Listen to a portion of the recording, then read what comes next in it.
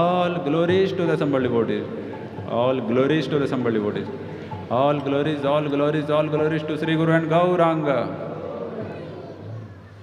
हरे कृष्णा। अभी सभी अपने अपने स्थान पर बैठ जाइए, नरसिंह आरती होगी।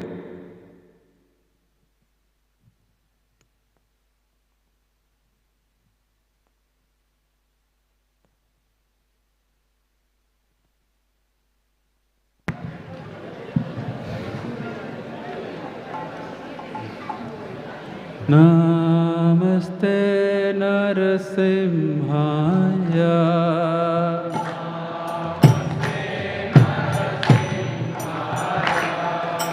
नमस्ते नरसिंहाय।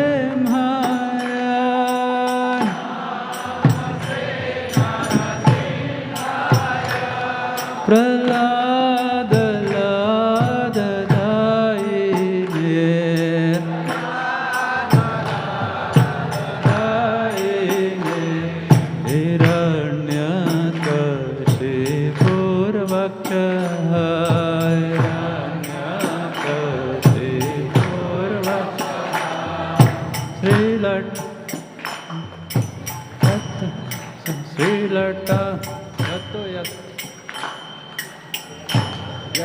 यतो यतो ततो नरसिंहा। क्या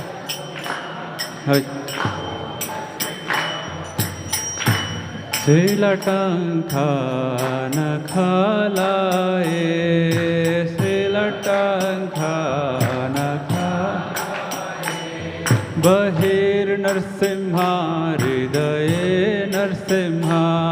बहिर्नरसिंहा हृदये नरसिंहमदिं शरणं प्रपदे।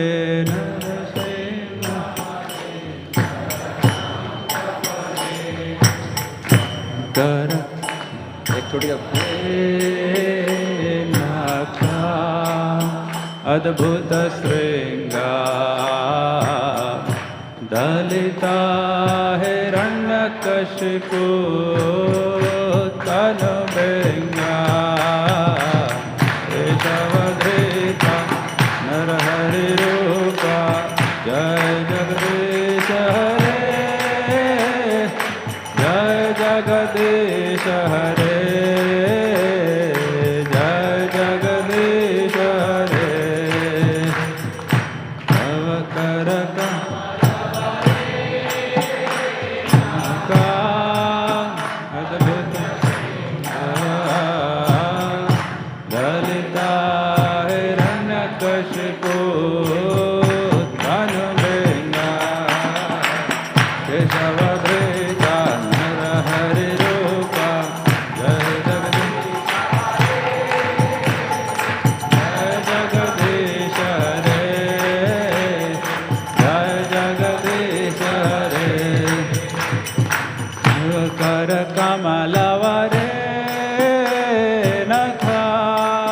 अद्भुत श्रृंगार दलिता हिरण्यकशिपु तनु बेंगा।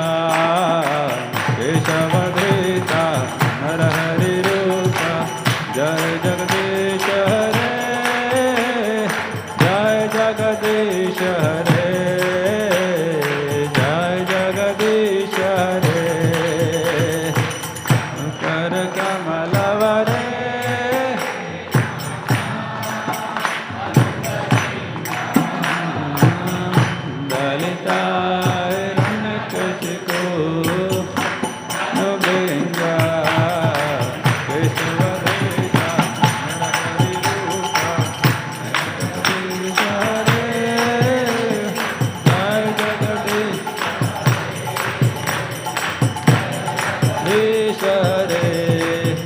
जय नरसिंहदेव नरसिंहदेव नरसिंहदेव। जय नरसिंहदेव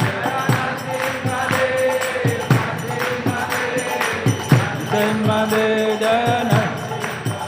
जय प्रहलाद महाराज प्रहलाद महाराज प्रहलाद महाराज। जय प्रहलाद महाराज।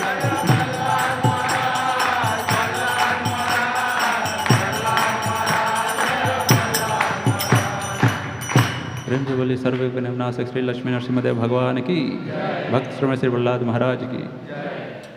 हरे कृष्णा। अभी यहाँ पे अंग्रेजी में प्रवचन होगा Bhagavad Gita. Hare Krishna. There will be class on Bhagavad Gita here from 7:30 to 8:30 PM. So those who want to listen it please be kindly seated. अभी यहाँ पे भगवद गीता में अंग्रेजी में प्रवचन होगा 7:30 से 8:30 बजे तक। सो जिनको भी सुनना है कृपया बैठे रहें।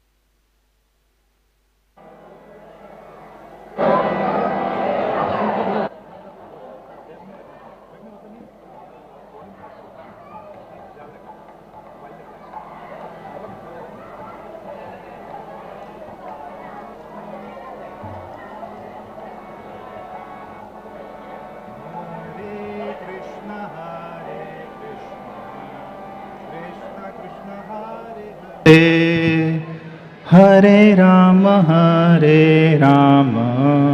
राम राम हरे हरे, हरे कृष्णा कृष्णा कृष्णा हरे हरे, हरे राम राम राम हरे हरे, हरे कृष्णा कृष्णा कृष्णा हरे हरे, हरे राम राम राम हरे हरे, हरे कृष्णा कृष्णा कृष्णा हरे हरे, हरे राम राम राम हरे हरे, हरे कृष्णा कृष्णा कृष्णा हरे हरे, हरे राम राम राम हरे हरे, हरे कृष्णा कृष्णा कृष्णा हरे हरे, हरे राम राम राम हरे हरे, हरे कृष्णा कृष्णा कृष्णा हरे हरे, हरे राम राम राम हरे हरे, हरे कृष्णा कृष्णा कृष्णा हरे हरे, हरे राम राम राम हरे हरे, हरे कृष्णा कृष्णा कृष्णा हरे हरे, हरे Ram Ram Ram Hare Hare, Hare Krishna, Krishna Krishna, Hare Hare, Hare Rama, Rama Rama, Hare Hare, Hare Krishna, Krishna Krishna, Hare Hare, Hare Rama, Rama Rama, Hare Hare. Jai Radha Madhava, Jayo Kunja Bihari.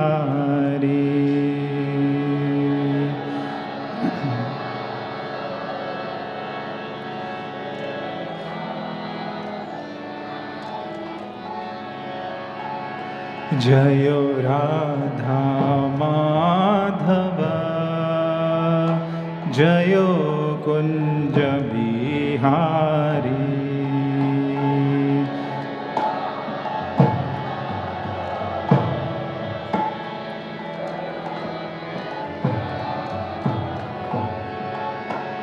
Jayo Gopi Jana Vallabha, Jayo Girivaradhari, Yo Gopi Jana Vallabha, Jayo Girivaradhari, Jayo Yashodanandana, Jayo Vrajjana Ranjana.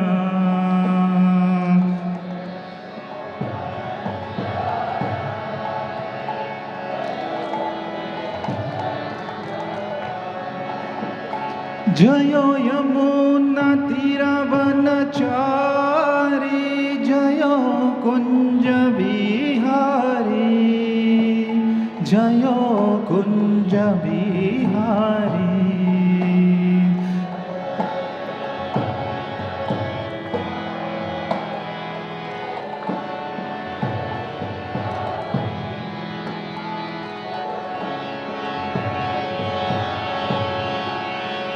Jayo Radha Madhava, Jayo Kunja Bihari,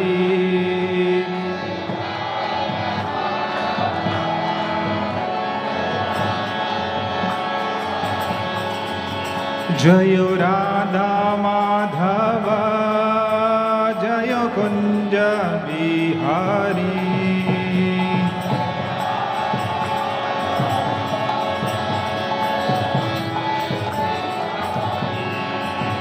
Jayo Gopi Jana Vallabha, Jayo Girivaradhari, Jayo Girivaradhari, Gopi Jana Vallabha, Jayo Girivaradhari, Jayo Girivaradhari, Jayo Yashodanandana, Jayo Vrajjana Ranjana.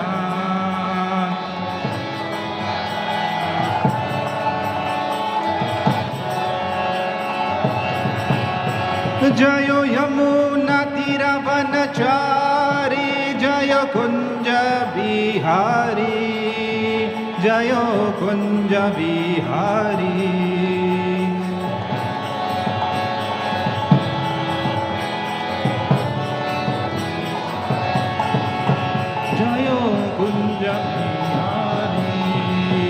Jayo Radha Madhava, Jayo Kunja Bihari,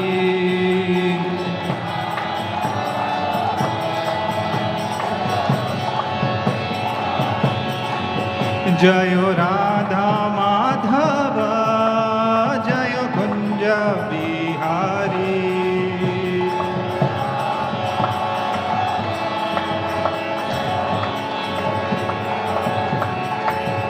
Jayo Radha Madhava, Jayo Kunja Bihari.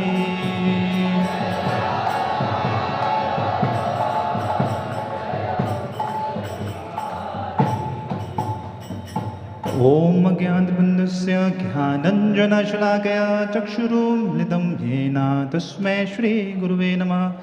नमो विष्णुपादाय कृष्णपृष्ठाय भूतले श्रीमते भक्तिवेदान्त स्वामिन्निति नामिने। नमस्ते सरस्वती देवे गौरवाणी प्रचारिणे निर्विशेष शून्यवादी पाश्चात्यदेशतारिणे। जय श्री कृष्ण चैतन्य प्रभु नित्यानंद श्री अद्वैत गदाधर श्रीवासादि गौर भक्तवृंद। हरे कृष्णा कृष्णा कृष्णा हरे हरे, हरे राम राम राम हरे हरे। मुखं करोति वाचालं पंगुं लंघते गिरिं यत्कृपातमहं वन्दे श्रीगुरून् दीनतारिणं परमानन्दमाधवं श्रीचैतन्यमीश्वरम्। हरे Krishna.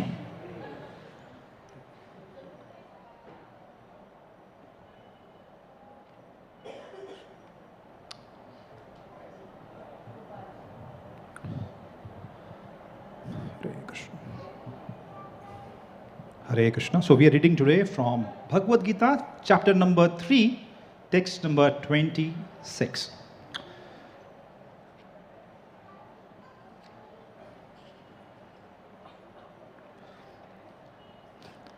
We can repeat after we recite. Na buddhi bhedam janyed ajnanam karma sanginam ज्योत्स्यत् सर्वकर्माणि विद्वान् युक्तः समाचरन्। न बुद्धि भेदं जन्येत् अज्ञानं कर्म संगिनां ज्योत्स्यत् सर्वकर्माणि विद्वान् युक्तः समाचरन्। न बुद्धि भेदं जन्येत् अज्ञानं कर्म संगिनां ज्योत्स्यत् सर्वकर्माणि विद्वान् युक्त समाचरन्। Translation and purport by His Divine Grace Srila Bhaktivedanta Swami Srila Prabhupada. So as not to disrupt the minds of ignorant men attached to the fruitive results of prescribed duties, a learned man should not induce them to stop work. Rather, by working in spirit of devotion, he should engage them in all sorts of activities for gradual development in Krishna consciousness. Purport.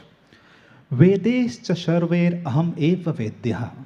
This is the end of all Vedic rituals, all performances of sacrifices, and everything that is put into the Vedas, including all direction for material activities, are meant for understanding Krishna, who is the ultimate goal of life. But because the conditioned soul do not know anything beyond sense gratification, they study the Vedas to that end.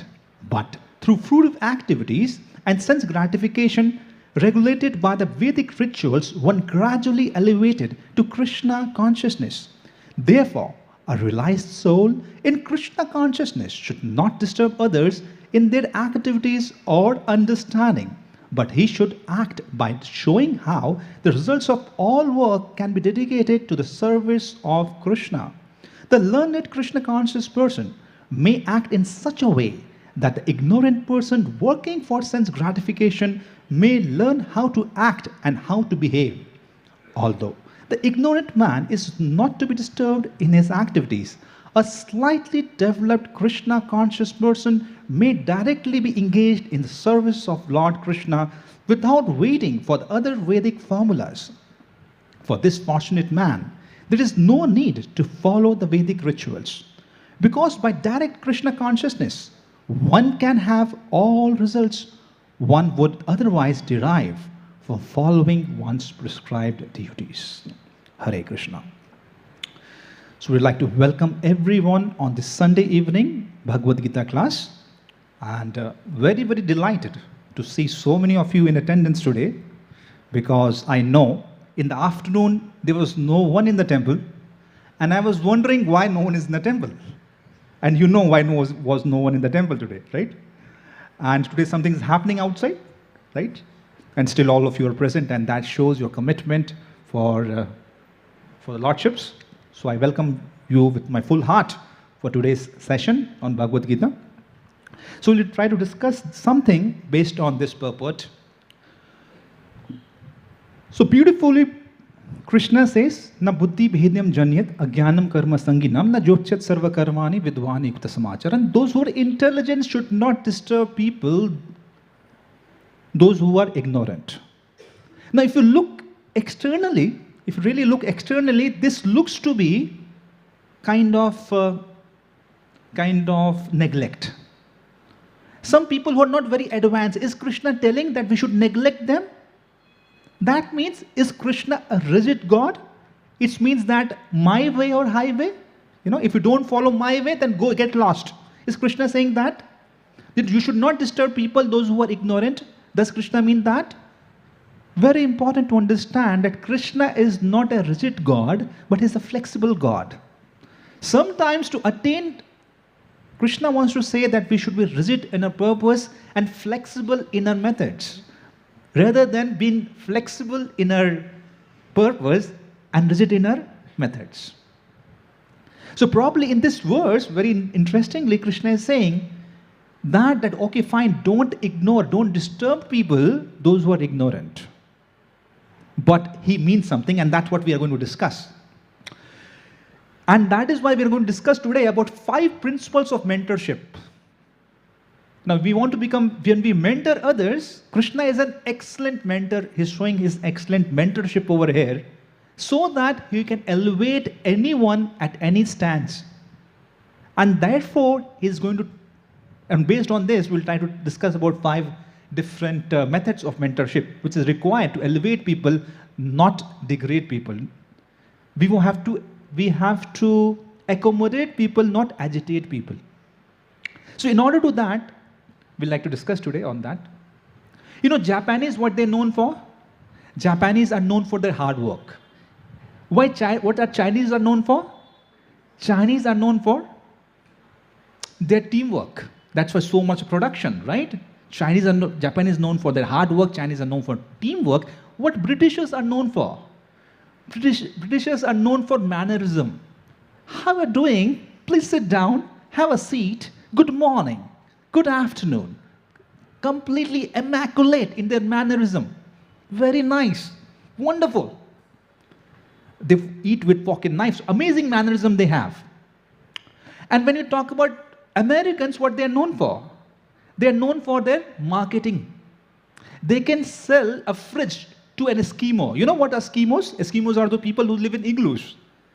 And igloos don't need a fridge. And these people, basically these Americans, they can sell a fridge to Eskimos, those who live in igloos. So that expert they are.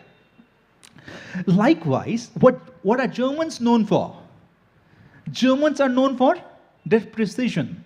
Precision means that even a train comes 1 second late in their country, everyone in their mobile will be notified that an apology message is sent to everyone telling that we are late by 1 second. Please please accept our apologies.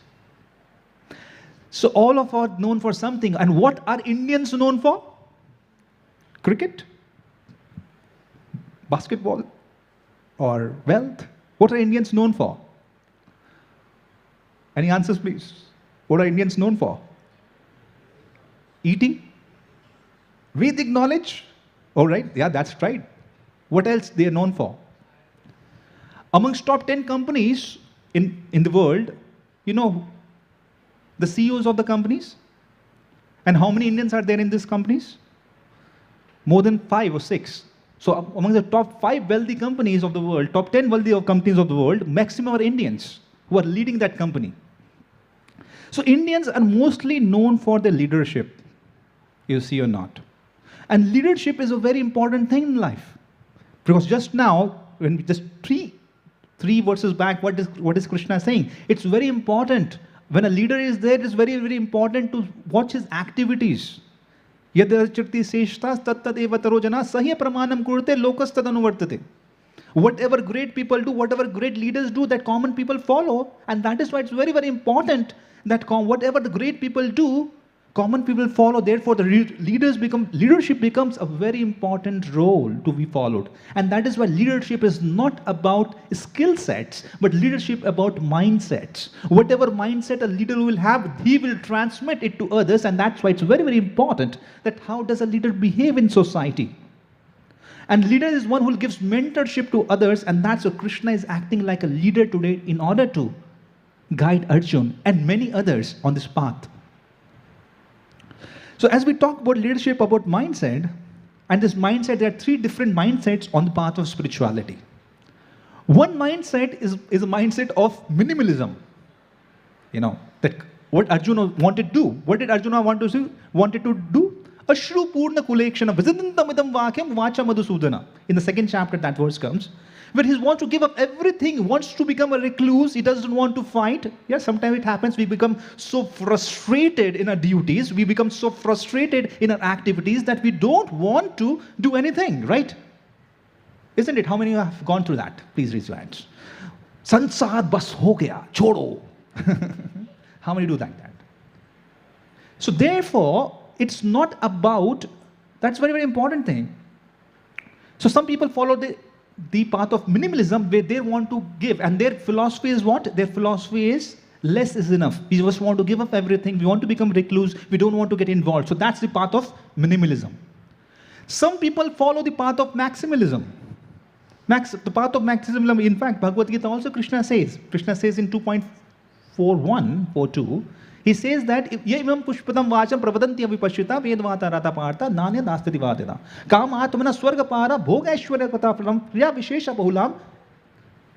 So Krishna says that people, those who have desires, what they can do, they can go to heavens. And then heavens they want to enjoy, they can enjoy fully. So this is called the path of maximalism, where they want to enjoy more and more. They want to enjoy king size, live life king size. Ridam kritva ghritam pivet yavat jivita sukham jivet basmi bhuta sthiti asta kim punaragamo bhavet. Even if at the cost you want to take loan and enjoy. Even at the cost that you want to take loan, you want to take ghee on loan and enjoy, you can enjoy. So enjoy your life till maximum, so more is enough for them. That's the second phase called as maximalism. But Krishna says, don't follow life of minimalism, because life of minimalism is very dry. You don't get happiness there. And life of maximalism is a life of irresponsibility. And you will be fixed up in this world again and again. You will not be able to reach the perfection of life. The purpose of life is to perfect your life. You will not be able to perfect your life. And that is why it's very important to you to live a life of essentialism.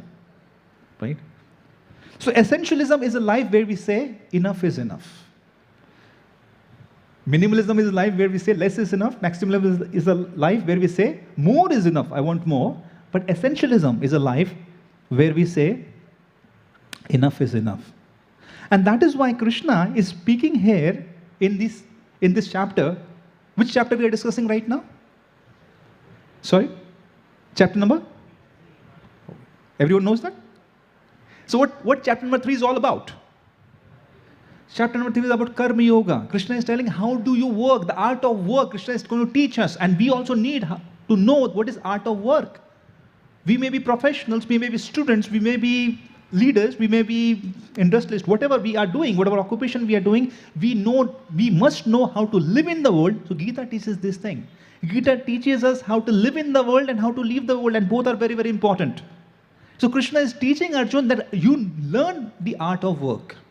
What does Arjuna wants? Arjuna wants to leave things out of frustration. He's saying, I'm so frustrated, oh Krishna, that I want to live a life of minimalism. I just want to leave everything, become a recluse. Krishna says, wait, Arjuna. You are not supposed to do that, because that will not give you benefit. You will not be benefited from that.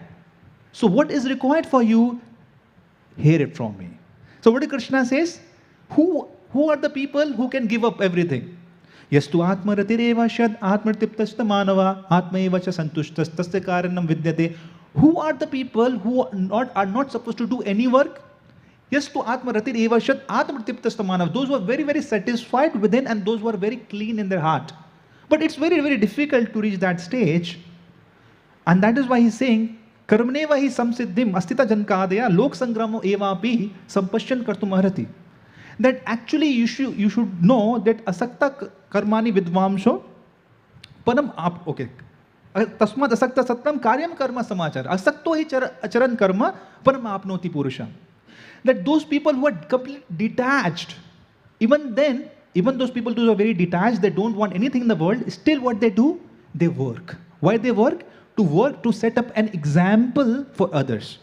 So even though you may be very free, you may be very, very detached, but it's very important that you just don't give up, don't become a recluse.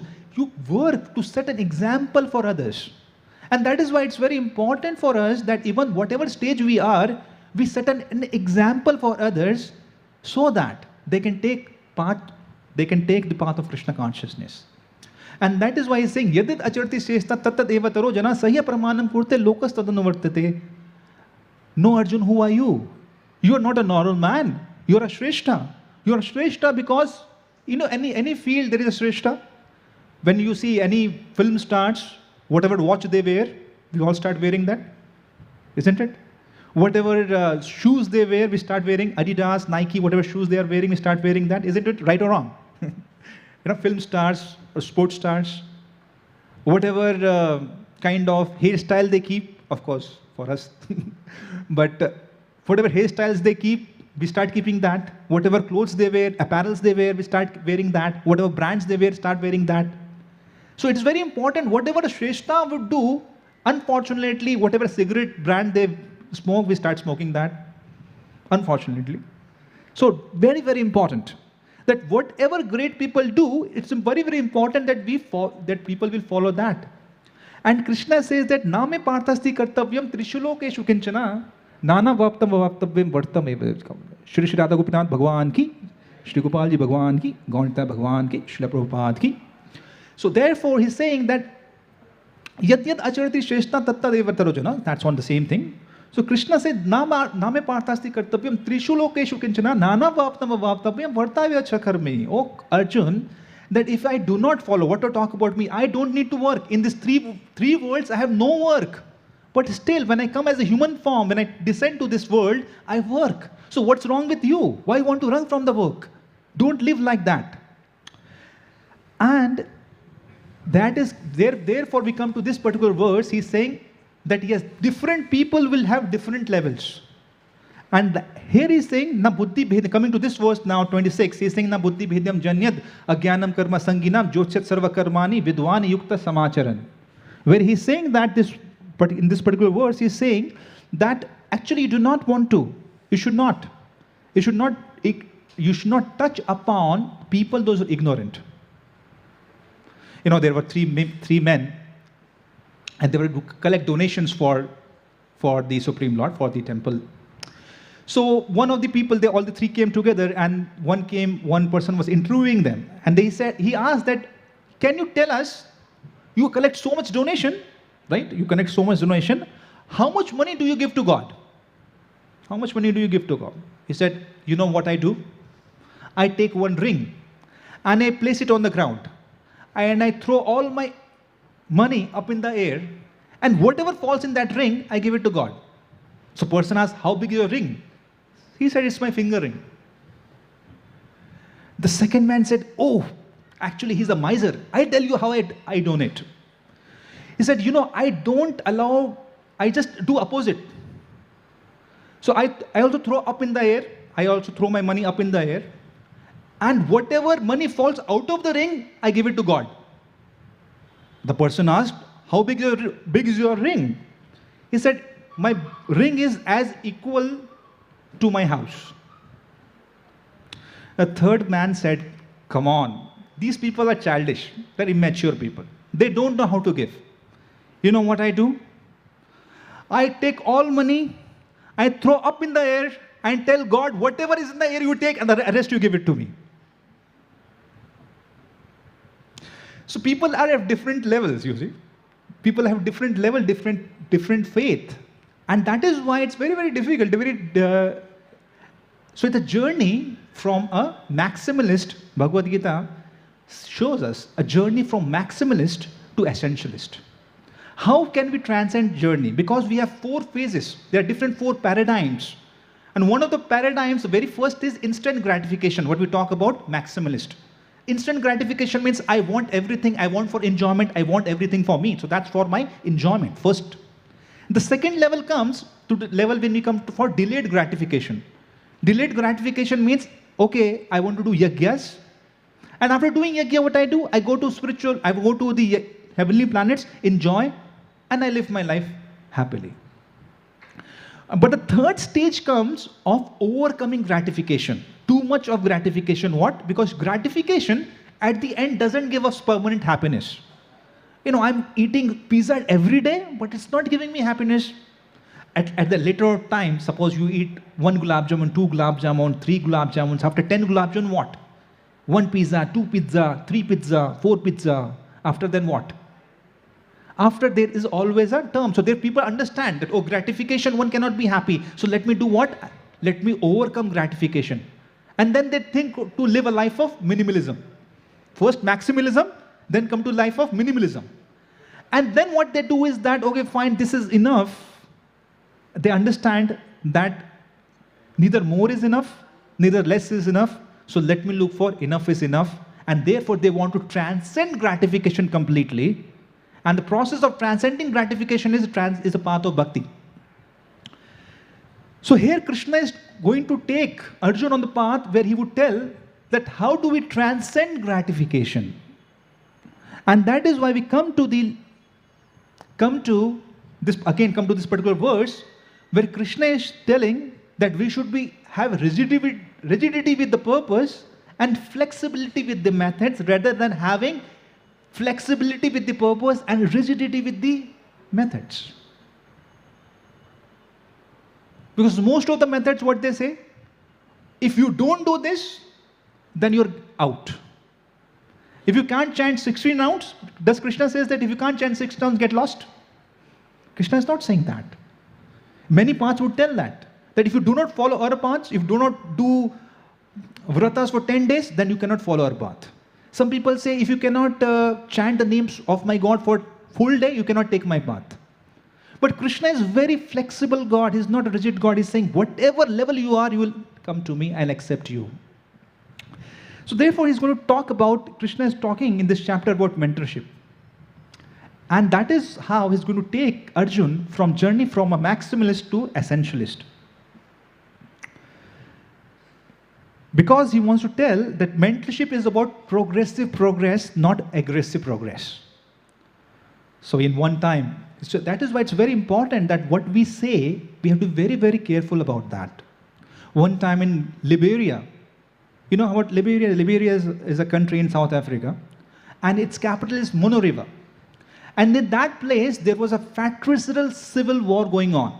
There were 7 different groups, they were fighting amongst each other for some civil rights, and there was massive warfare. There was bombardment. The people were really suffering so much. There was bombardment all over. There were wars all over. People were beaten. They were killed, and so much of killing. And in that particular state, whole country was in starvation. And then when the whole country was starving that time, what happened was, the Hare Krishnas in ISKCON temple there, they thought to do something good for the people. So they went to one of the leaders and they took permission to distribute food. We call it Food for Life here. That program is called Food for Life. But there was another leaders, his name was Johnson. I'm speaking very openly because that's quite revealed. So this man, he was so brutal that he was not leaving anyone. He was killing not the members of other party, but he was killing members of his own party. Anyone he felt suspicious, he would kill them then and there. So he was so atrocious, so brutal. And then there were so many deaths. After that, one of the devotees felt compassion, And out of compassion, he wrote a letter to this man, Johnson, telling that, whatever you are doing, you will going to get a very grave karmic consequential reactions for that. You will suffer in hell. You will have very bad consequent reactions, and that is why we advise you to leave all that and come at peace. But what happened, Something very sad happened. Instead of, he received this letter, instead of becoming more peaceful or thinking about it, he became more agitated, and he resolved to kill all the devotees residing in that center. And somehow that this news was passed by a well-wisher to this whole group, but it was too late for them to escape that whole center. A group of this mafia gangs, they came there, they dragged devotees. There were 5 men and 2 women. They dragged devotees to the seashore, and they all were killed to death. It's very important. See, it's very, very important. That is why art of mentorship. So mentorship is all about what we talk. And this talk has to have 2 things. One is sensitivity and sensibility. Sensitivity and sensibility means that our talk should have 4 components. It should be non-agitating, it should be pleasing, it should be beneficial, and it should be truthful. So when it is truthful, it is beneficial, pleasing, and so when it is there, all these 4 components are there, then it becomes sensitive and sensible. So when a talk is sensitive and sensible, what happens? It helps us build relationships. When our talks are insensitive and insensible, it breaks relationships. When our talks are sensitive and sensible, it cures wounds of the heart. When our talks are insensitive and insensible, then it causes wounds in the heart. When our talks are sensitive and sensible, then it aligns people. And when our talks are insensitive and insensible, it alienates people.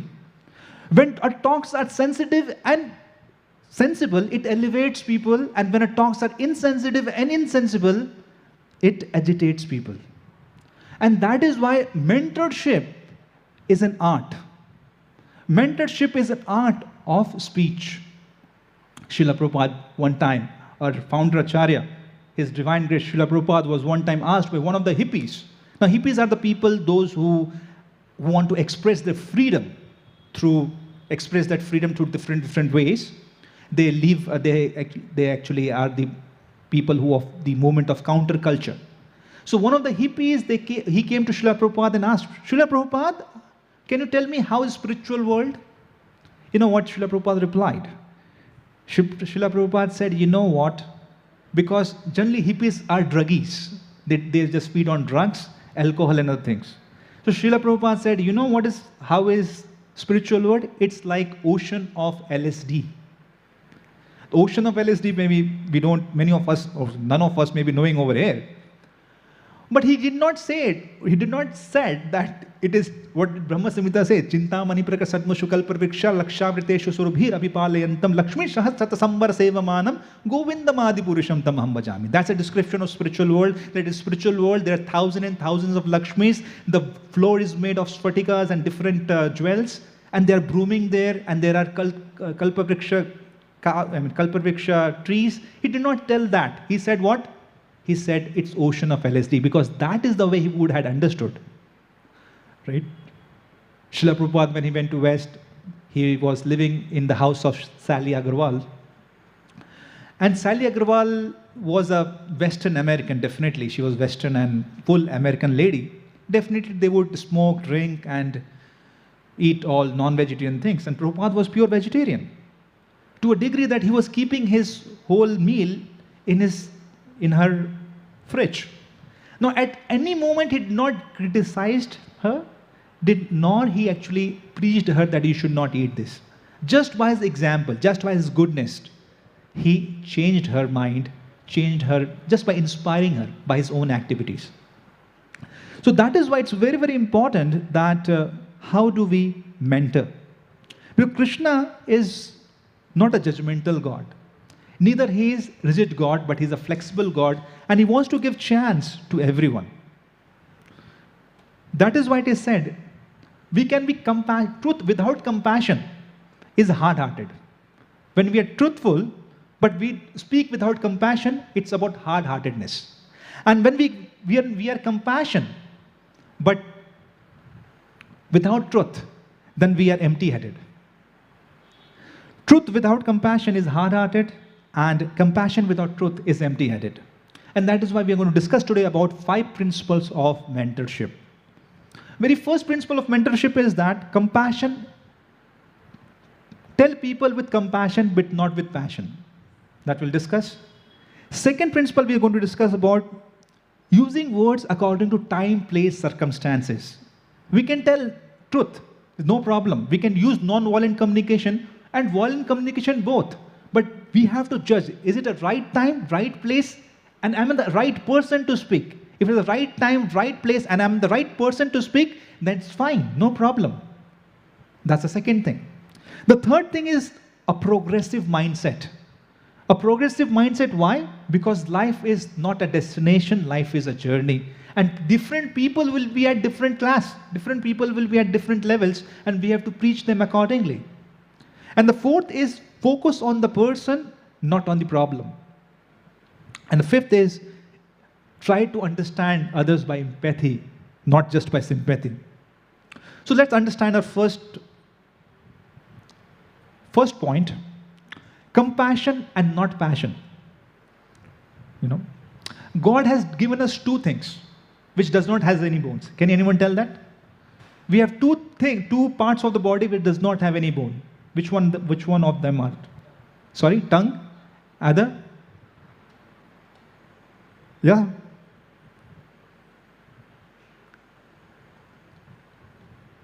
Other is heart. And tongue is without any bone, or heart is without any bone, because tongue is supposed to be sweet and heart is supposed to be soft. When heart become harsh and tongues become harsh and heart becomes hard, then what happens? We alienate people instead of aligning people.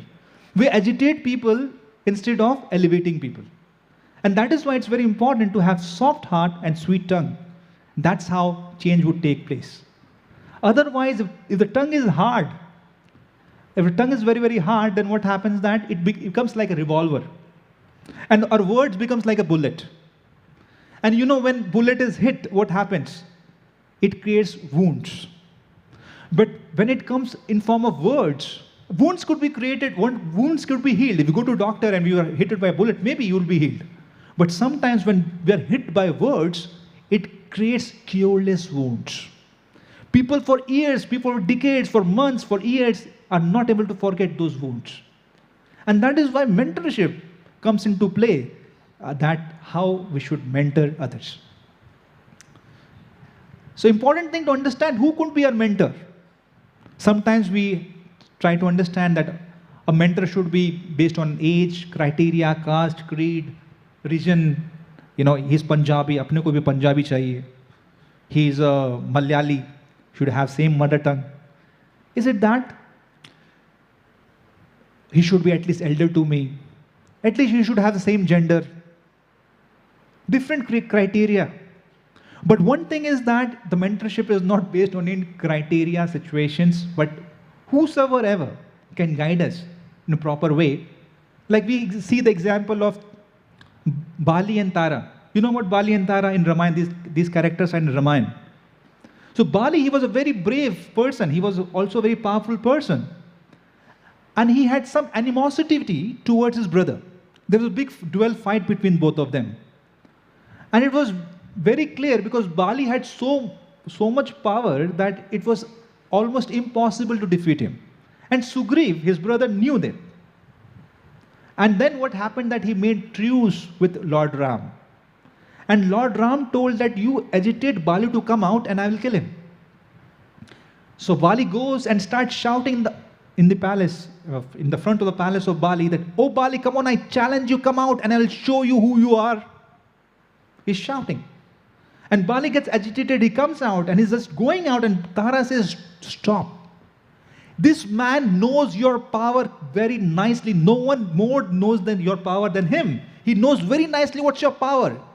There must be something. There must be someone who is actually instigating him to act like that." So better be careful. Don't act like this. Act intelligently. But Bali was thinking, "Oh, come on. How can a woman give me a suggestion? How can woman be my mentor?" And Bali goes. And what happens? Meets death.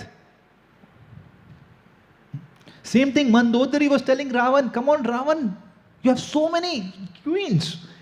The most beautiful queens of the whole universe, most beautiful ladies of the whole universe you have. Give up Sita."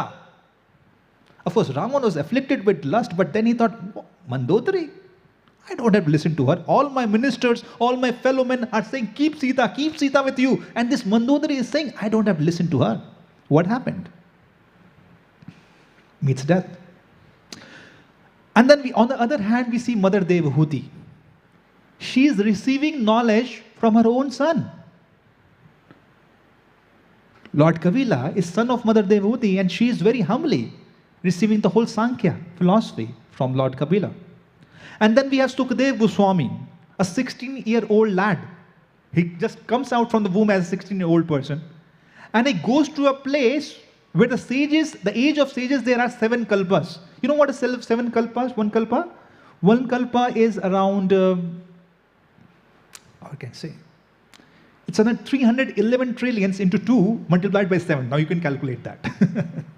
311 trillions multiplied by 2 into 7, that is 7 kalpas. That many years was the age of that Markandeya Rishi. And here is Sukadeva Goswami, just a 16-year-old person, and as he gets into the arena, Markandeya Muni is one who is paying obeisances to Parikshit. Welcome, and I'm ready to hear from you. So that is why mentorship is a very, very important thing. And it's very important that who is supposed to receive our mentorship. Qualification for a person to receive mentorship. Krishna says, "Sa evyam maya tyadya yoga prokta puratana bhakto sime sakha cheti rahasyam etad uttamam." Why, oh Krishna, oh Arjun, why I'm giving you this knowledge? Because of 2 reasons. You are my friend and you are my devotee, and because you are non-envious, I'm giving you this knowledge. So it is not that we can give anyone any time this knowledge, but we have to actually give according to the time, place, circumstances. As we see, at one hand we see Ravana. One time Narada Muni was flying in the sky. And as Narada Muni was flying in the sky, it happened that Ravana's eyes fell on Narada Muni. As he sees Narada Muni, he says, "Narada Muni, stop! Narada Muni bajaye vina, his pure devotee, his boy, he has to care about that. He's just moving on in the sky." And as moving on, this Ravana is just shouting at Narada Muni, "Teach me the mantra of Om, how we chant the mantra of Om, secret of chanting mantra Om." And Narada Muni is saying, "Ravana, wait, this is not the age to learn this mantra. I will teach you in the next yoga." He says, no, you have to tell me the secret of this mantra Om. Otherwise it will be very, very bad for you. He said, "Ravana, you don't learn like that. You learn with humility, not with pride. Even though I give you this knowledge, you'll never be able to digest that." Ravana becomes so agitated. He said, "If you don't give me this knowledge, I'll cut you with my sword." And takes out his sword and throws towards Narada Muni. Narada Muni has transcendental body. Nothing happens to him. The sword comes and just cuts through. And Narada Muni has a transcendental body and he's completely okay. And Ravana is completely aghast. He says, "Come on. This is amazing. No, I don't want the mantra. Now you tell me, how can I get this body?" Narada Muni says, "Narada Muni bajaye veena." You said, take the name of Vishnu. When you take the name of Vishnu, you'll get this body. He said, "Come on. I can take anyone's name, but not Vishnu. You are just all wizards. You are all just magic people. You just want to delude me." And then, of course, that is the time Narada Muni curses. He says, "You foolish man. You are so arrogant. You will be killed by monkeys." Now, Narada Muni told it out of compassion. Understand that. It was not because of his passion. And because of that, he was delivered also. He was killed by Lord Ram. So that is what at one time. So we cannot give advice to anyone at any time. Narada Muni did not give advice to, or probably give the knowledge to Ravana. But when it came to Mrigari was also a hunter. He was doing a cruel activity. What he would do, he would half kill animals, and animals would be really, they would be crying in agony because of that pain. Because it's one thing that you kill the person completely or kill an animal completely. But when you half kill a person, it's very, very painful. And this, all animals, he would not do one, but he would kill many animals like that. He would half kill them and enjoy the way they will be suffering. And that time Narada Muni saw his activity. And then he came and stopped Mrigari. And as Mrigari was stopped, all the animals whom he was aiming to kill, they all fled. And he was angry on Narada. Narada Muni advised him. He said, come on, you know what is the consequences of that? All these animals will take revenge from you. So better don't kill them. So what should I do then? He said, you need to transform yourself. And Mrigari, on advice of Narada, transforms completely. To a degree, when Narada Muni and Parvat Muni, when after some time when they come to meet this person, Mrigari, this Mrigari, what he is doing, he is just going to pay obeisances, going to give pranams. His pranams to Narada Muni and Parvat Muni. He sees some ants. And just because he sees ants, he becomes so compassionate that he don't want to hurt even ants. So he just removes his place and offer obeisances somewhere else. So this is the art, this is the point. If we get a good mentor in life, what happens? So result of effective guidance, three things happens. One is acceptance, second is appreciation, and third is acknowledgement. Acceptance is what? Acceptance is of knowledge. When someone accepts the knowledge, then there's appreciation of knowledge, and after appreciation of knowledge, there's acknowledgement, and acknowledgement of knowledge brings transformation. So therefore, truth, that's what we started with. Truth without compassion is hard-hearted, and compassion without truth is empty-headed. That is why Srila Prabhupada, compassion was according to time, place, circumstances. When he went to West, he saw people, they were all eating non-vegetarian things. He was seeing all the hippies, they were on drugs. They were on, some were taking a lot of drugs, some was breaking all four regular principles, illicit sex, killing of eating meat, intoxication. And that was still its epitome, because 1960s, when Srila Prabhupada went to West, it was the time of counterculture, which we say. People were experimenting with different cultures, and there was one proper movement or the counterculture known as hippie movement, where people would give up their homes. They just want to enjoy, experiment on various truths of life. In order to do that, they would take drugs, drink alcohol, and do different things. So Srila Prabhupada, when he met these people, because these were the people who came to Srila Prabhupada, he did not tell them. What he did not tell? He did not tell them chant Hare Krishna, follow four regular principles. He did not tell them. What he did? He said chant, dance, and be happy. Chant, take number, do kirtan, do Hare Krishna, and dance. All of you can dance? All of you can dance? Who cannot dance here? Everyone can dance? Everyone can dance, everyone can chant, and everyone can have good prasadam. Good prasadam everyone can have, right? Like to have prasadam. Srila Prabhupada said that. He did not read complicated verses of the Vedas. He did not give that. He said, do that. And what was the result of that? What was the result of that outreach? The result of that outreach was the whole world changed. This is art of mentorship. So that is why the qualities of speech is that if speech is spoken with, if some speech are spoken with violence also, but it is spoken at right time, to right people, at right circumstances, then things would change. So it's not only about non-violent communication or violent communication, it's about who is speaking to whom, at what time, in what circumstances, and that would change both. So that is what we see, that the second step we come to now, the second level we come to, the quality of our speech.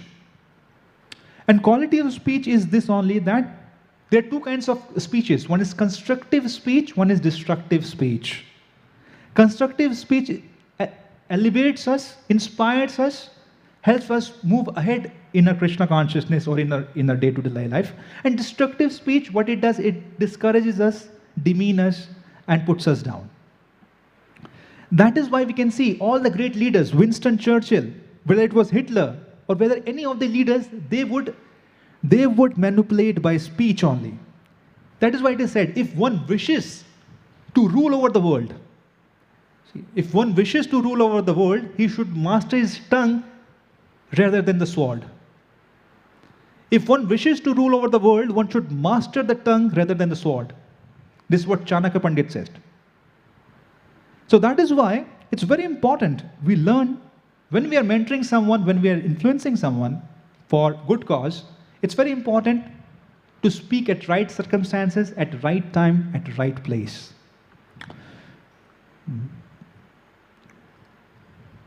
And that is why different people will come and they will have a different kind of attitude, a different kind of mindset. And Narada Muni actually is the best example who preaches according to time, place and circumstances. He, as his follower, he has king, he has women as the follower, he has saints as the follower, he has rogues as his followers, he has big scholars as his followers, and to all of them, he has a different style of delivering the message. As Narada Muni was moving, he comes across a king known as Prachin Barishat. And this king was very much engaged in ritualistic activities. So when he was engaged in ritualistic activities, he felt very sorry. Just what I said, there are 4 stages. One is instant gratification, second is delayed gratification, third is overcoming gratification, and fourth is transcending gratifications. First is instant gratification, second is delayed gratification, third is overcoming gratification, and finally fourth is transcending gratification. And as we saw, Krishna is taking Arjun from path of maximalism to essentialism. Narada Muni also saw that Prachin Barishat is engaged in doing ritualistic activities, yagyas. Why? So that he can go to Swarga and enjoy. But purpose of life is what? Purpose of life is to get attached to Supreme Lord. Get to know who we are. What is the purpose of life? To get a connection with the Supreme Lord. Otherwise, enjoyment and suffering is part of life. It keeps on going and coming. It will never stop. So Prachin Barishat, when Narada Muni meets Prachin Barishat and he's seeing that he's killing so many animals, because when you do animal sacrifice, so many animals are killed. And he said that, come on, this is not the aim of life, Prachin Bari. There is something more.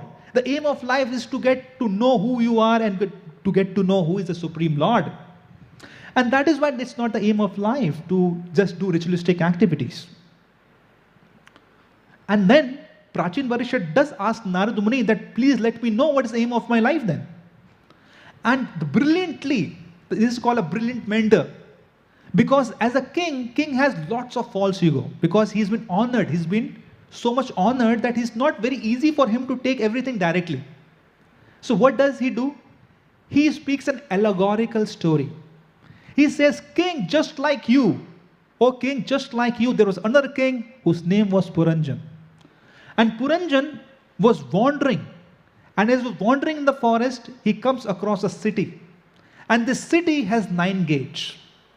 And he's narrating a romantic thriller where this man enters a city of 9 gates. So as he's entering the city of 9 gates, the city is very well decorated. It's well furnished. Everything is amazing, beautiful.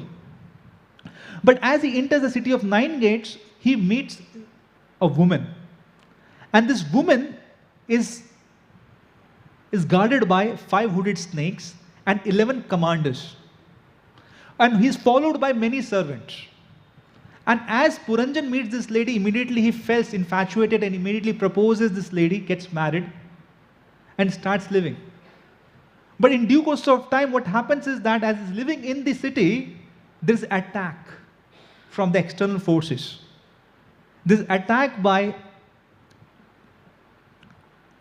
Kala, a king named as Kala, and a Gandharva king with his 720 associates. And as these associates attack the 5-hooded snake, and the king and queen, they are fighting together now. The 5-hooded snake is trying its best to fight. But then there's the other group of people, those who attack on city, and their name is Jara, old age, Prajwara, fever, and Bhaya, fear. They attack the city. And now, what does Prajwara does? Prajwara, it completely burns out the city. The whole city is set on the fire. Now the snake becomes helpless and leaves the king now, the queen. So, and after the city is completely destroyed by the forces of this Gandharva king, there were 720 Gandharva associates of Gandharva king, and the whole city is destroyed. And after this, he says, there's a very important thing to learn from this. King, this Puranjan resembles a living entity. And this living entity, when he comes in this material world, wants to enjoy its full size. But when this living entity wants to enjoy, he's not able to enjoy, so he's given intelligence. And this woman, whom the living entity proposes, is intelligence. And then this intelligence, by help of intelligence, is guarded by 5 hooded snakes, and that's called life air. We all have life air with us, right? Without life air, we not exist. And this life, with the life air, 5 hooded, and she's also guarded by 10 commanders. And these 10 commanders are 5 senses, working senses. We have eyes, tongue, nose, right? All these are 5 senses. So there are 5 knowledge acquiring senses and 5 working senses. And then they are attacked by old age. First, they are attacked by time. And their 720 soldiers represent 360 days and 360 nights. Each night and each day, a time goes, right? And a soldier, this Puranjan, fought for 100 years. That means what? We live for 100 years, and if we are fighting every day, our time is decreasing. And finally, a point comes when old age attacks. But old age does not attack alone. Old age attacks with fever, different diseases. And when disease comes, what happens that person is completely burnt out. And after completely burnt out, what happens? There is attack of bhaya. That means the fear factor. And in fearful state person, with the life air also leaves, and intelligence also, means the person also leaves the body. And Puranjan, when the city is destroyed, the city actually represents her body. So when the body is destroyed, then the living entity leaves the body with life air. So that's the end of everyone. Everyone has to meet this end. And when Prachin Parishad hears this, he immediately thinks, then please let me know what's the aim of life. Because the life is short. Make it useful. Now, we all have 2 parts of life. We can live a life like a candle. We can live a life like a ice cream. When we live a life like an ice cream, what is life of ice cream? Melt before it enjoy. Enjoy before it melts. And when candle melts, light up before it melts. As candle is melting, it lightens up more and more life.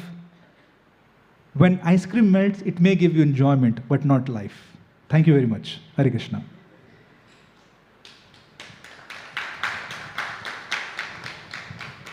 Any questions? Okay, thank you. Hare Krishna.